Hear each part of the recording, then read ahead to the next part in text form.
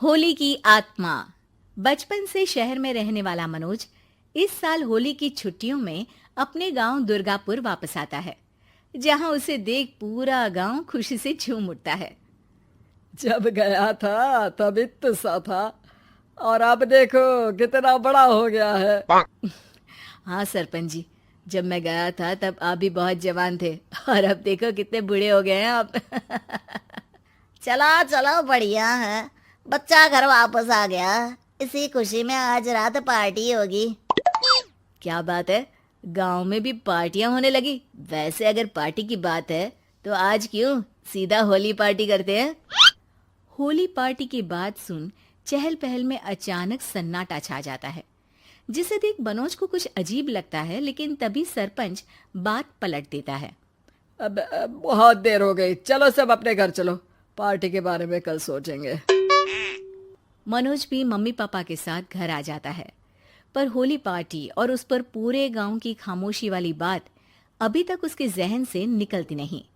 पापा, होली पार्टी की बात पर सब चुप क्यों हो गए थे? अरे होगी उनकी कोई अपनी बात। मुझे गांव की पंचायत ही थोड़ी पता है। थक गया हूँ, चलो सो जाते हैं, कल बात करते हैं। पापा की बात मानते हुए मनोज भी सोने चला जाता है। आज तो छुपा लिया, लेकिन हफ्ते बाद जब होली का दिन आएगा तब इसे कैसे रोकोगे?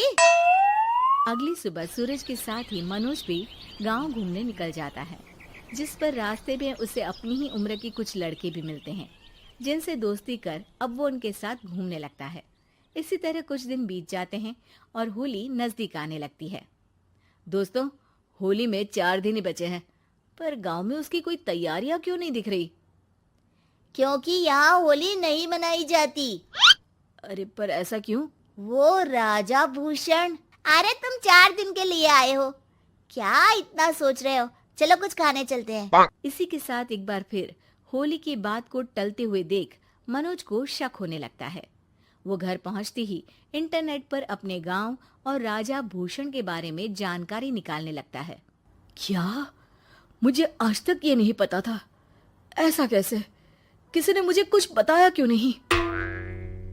सारी जानकारी लेने के बाद मनोज गांव वालों या अपने मम्मी पापा से कुछ पूछे बिना खुद ही उसकी सच्चाई के बारे में छानबीन करने लगता है, जिसके चलते वो राजा भूषण की हवेली में पहुंचता है। वाह, क्या हवेली है यार। पर क्या यहाँ सच में कोई भूत है? हेलो भूत जी, कोई है क्या? हम इस साल गांव में होली सेलिब्रेट कर रहे हैं, क्या आप उस पर थोड़ा इंटरव्यू देंगे? मनोज के ऐसा बोलते ही गांव में तूफान उठ जाता है और हवेली में रखी सारी चीजें हिलने लगती है। एक अदृश्य शक्ति मनोज को धक्का देकर हवेली से बाहर निकाल दरवाजा बंद कर लेती है। ये सब देख मनोज हैरान रह जाता है। क्या अभी मुझे हवा ने धक्का देकर बाहर निकाल दिया? मेरे होते हुए इस गांव में कभी होली नहीं मन सकती, इसलिए दोबारा ऐसी कोशिश भी मत करना, अंजाम बुरा होगा। आवाज सुन मनोज हैरानी से इधर उधर देखने लगता है, पर उसे कोई दिखाई नहीं देता। वो गांव वापस आ जाता है, जहां तूफान की वजह से सब कुछ तहस महस हो चुका होता है। आखिर ये तूफान आया कैसे? ना ऐसा कोई मौसम था और ना ही हमने होली का त्योहार मनाने की बात की थी। सरपंच की बात पर कोई रिएक्शन दिए बिना मनोज चुपचाप अपने घर चला जाता है।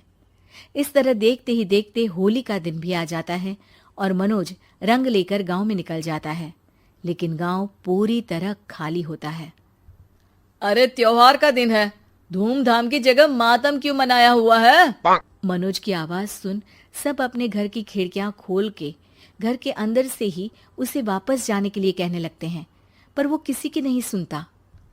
तुझे पहले भी समझाया था, अगर होली खेलने की कोशिश भी की तो अच्छा नहीं होगा।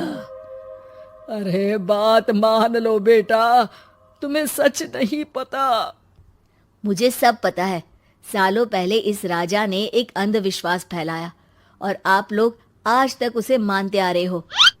अरे बेटा, जब तुम पैदा भी नहीं हुए थे उससे भी बहुत पहले से इस गांव पर होली का श्राप है। अगर गांव में होली का त्योहार मनाया जाता है तो प्रलय आना पक्की बात होती है। राजा भूषण इस सब में नहीं मानते थे और त्योहार मनाने लगे, जिसके चलते होली वाले ही दिन पहले उनके बेटे की और फिर उनकी मृत्यु हो गई। तभी से गांव की रक्षा के लिए उनकी आत्मा उस हवेली में रह रही है। सबकी बातें सुन मनोज उलझन में पड़ जाता है। सोचना भी मत मनोज, अगर तुमने इस परंपरा को तोड़ने की कोशिश भी की तो उसका परिणाम इस गांव और गांव के लोगों के लिए अच्छा नहीं होगा। मुझे भी यकीन नहीं हो रहा कि आप लोग एक बेतुकी बात को मानकर सालों से रंगों के त्योहार को मातम की तरह मनाते आ रहे हो। मनोज किसी की कोई बात ना मानते हुए पूरे गांव में रंग बिखेर देता है, जिसके तुरंत बाद वहां तूफान के साथ बिजलियां गरजने लगती है।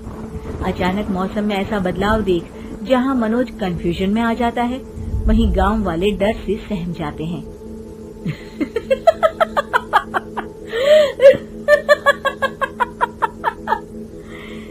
इस लड़के ने हमारे जैसे सिर्फ अपने स्वार्थ के लिए नहीं बल्कि पूरे गांव की खुशियों के लिए यहाँ होली मनाई है, जिस वजह से अब इस गांव पर होली का श्राप टूटता है।